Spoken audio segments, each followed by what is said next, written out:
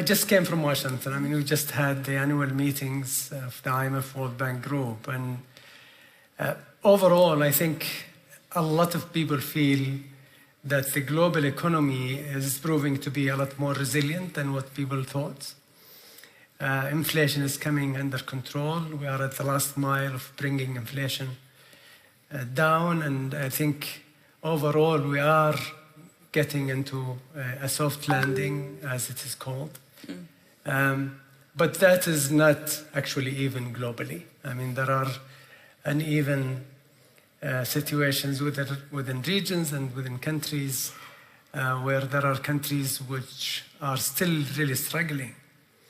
Debt is a big issue. Sovereign debt is a serious, serious challenge that we discussed extensively globally, and I'm working as a chair of the IMFC with the IMF, the World Bank, the G20, to try and make sure that we bring the world into a path of sustainable growth and lower debt rather than the current trajectory of difficult growth and higher debt. Two things. I think fragmentation is getting more serious, if I want to prescribe it shortly.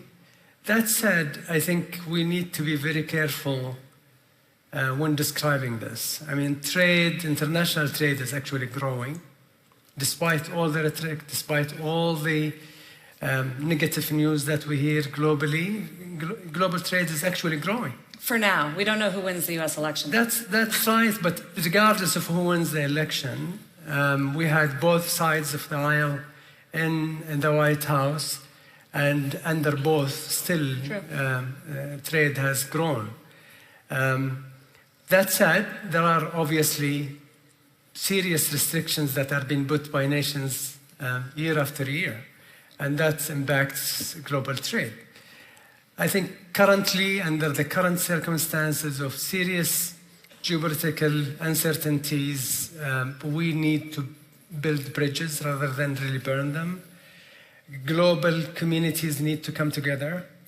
There are serious challenges around the world that cannot be resolved by one country alone, and therefore cooperative approach is necessary.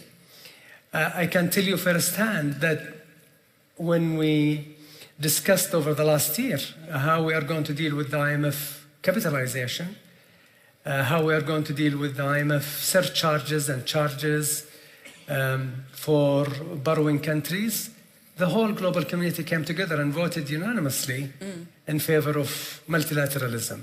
So that gives me hope and confirms my optimist approach. Even though there are challenges, still I think the global community feels the importance of multilateralism.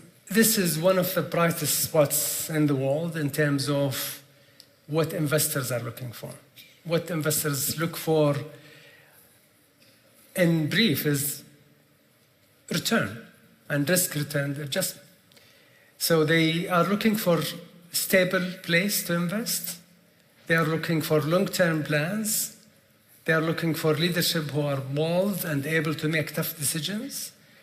They are looking for an environment where public consultation is there, that there is a very clear communication of what the plans are.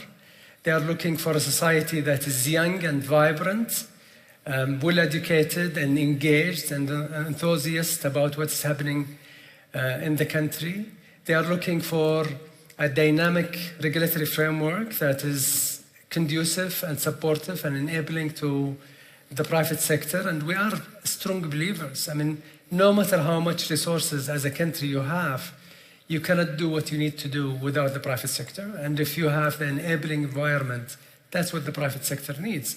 I can tell you a very enlightening quote from a prominent investor who was here yesterday when I asked him, why are you doing it? And the question or the response was, I really did not come here for Saudi Vision promises. I came here for what Saudi Vision delivered. And what it delivered actually a lot.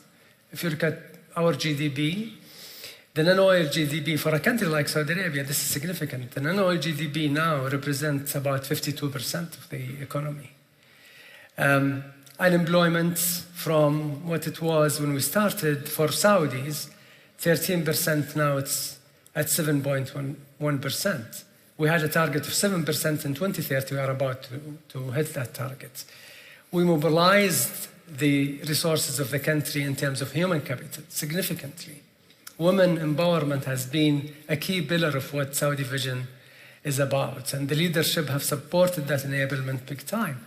Moving from almost 17% when we started Vision of women participation in the workforce to where we are now, which is 35%, north of 35%. And our target for 2030 was 30%. And we thought we were too optimistic. Well, I think we are targeting actually more than 35, around 40%. And I think we will be able to achieve that. I mean, if you look at the women participation today, not only as employees, but also as entrepreneurs, it is significant.